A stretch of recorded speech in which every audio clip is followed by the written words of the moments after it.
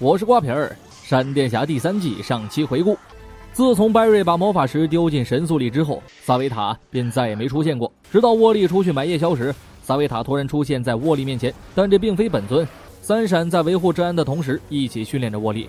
有了女朋友之后，沃利的速度直线飙升，现在的速度完全可以从萨维塔出手之前救走艾瑞斯。但最近萨维塔时不时就会出现在沃利面前，阴影正在逐渐吞噬沃利。白瑞感觉生活有了希望，每天都笑嘻嘻，还把求婚艾瑞斯的事情告诉了所有人。乔开心之余还有些震惊，他不明白白瑞为什么没有提前和自己商量一下。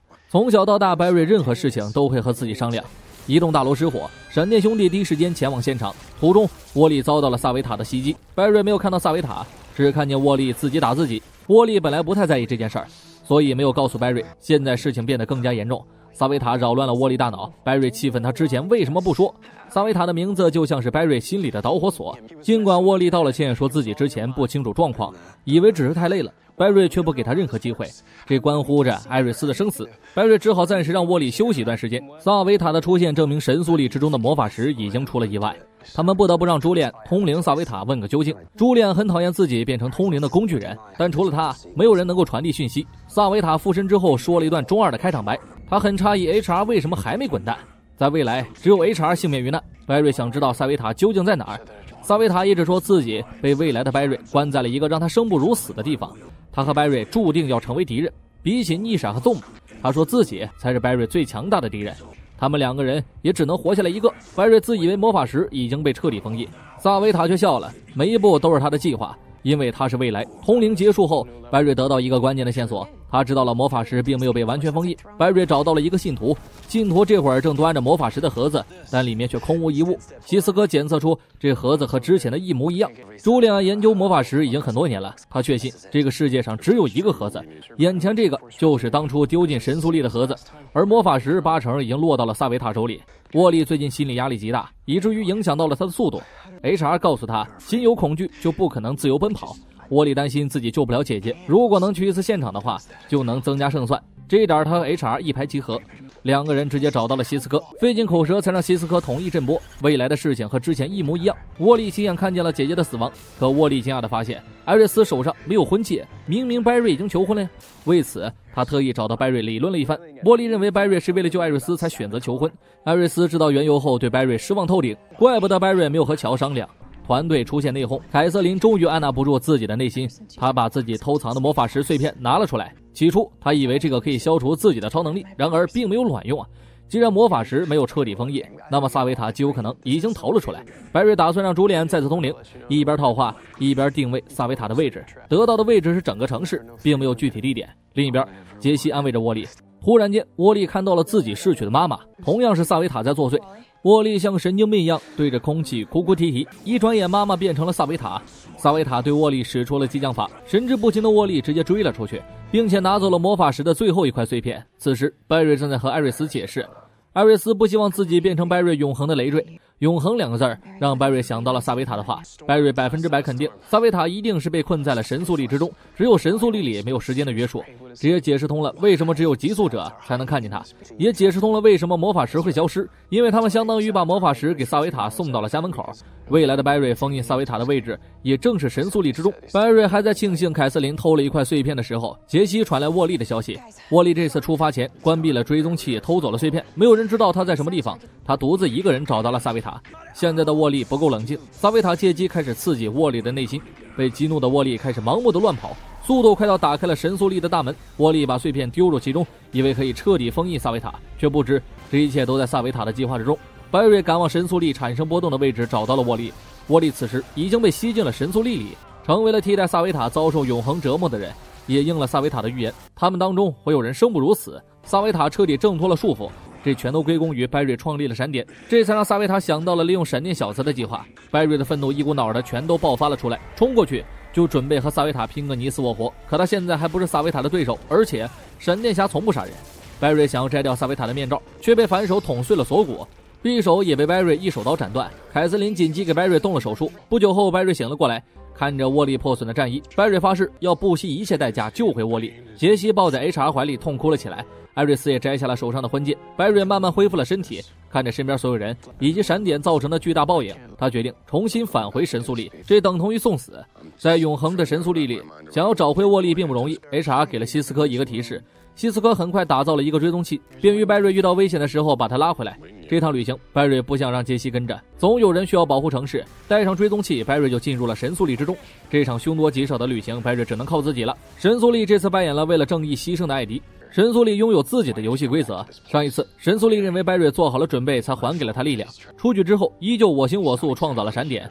所以这次神速力不像上次一样纵容白瑞。太多的人因为白瑞付出了生命，想要找到沃利，第一关就要通过时间亡灵的考验。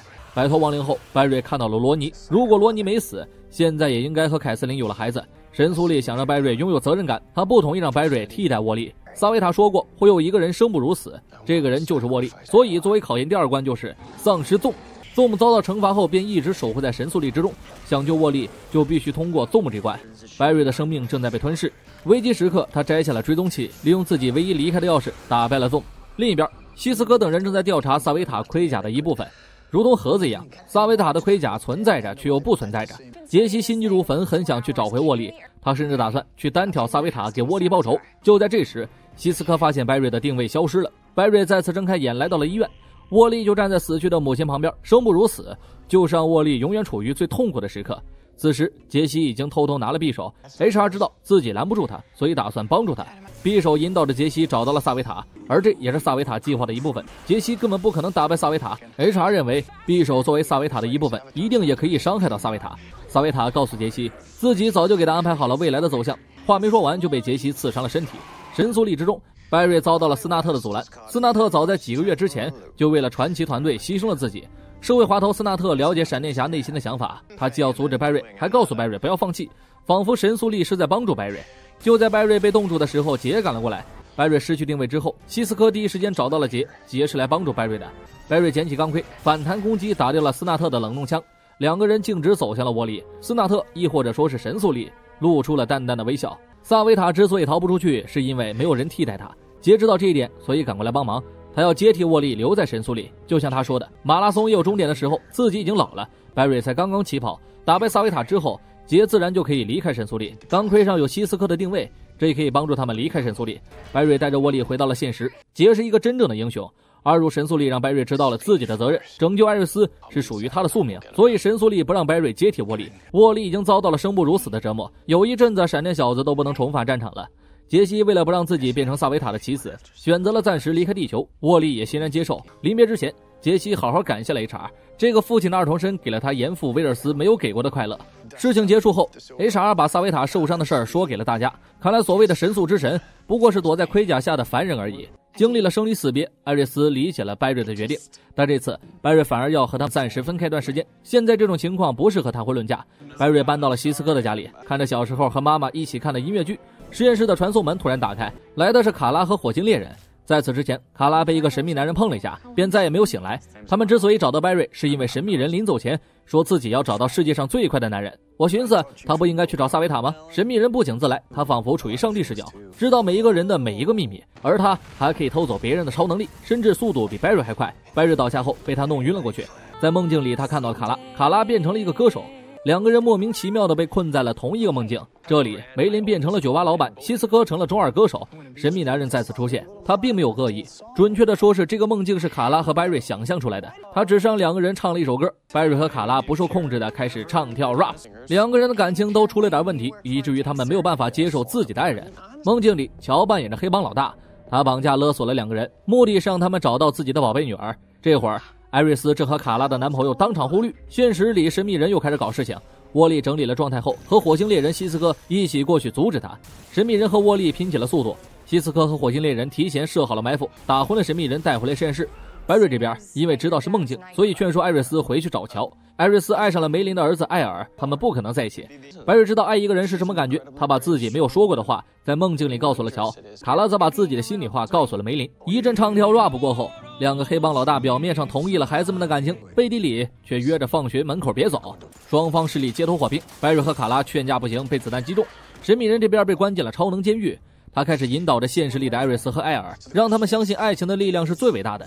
白瑞和卡拉的生命体征急剧下降，艾瑞斯想起了神秘人的话，爱情的力量最伟大。希斯科直接震波到了两个人，让他们通过真爱进入了梦境。就这样，两对爱人冰释前嫌，神秘人跟没事一样逃出了超能监狱。玩的这场游戏就是为了证明世界上还是有真爱的。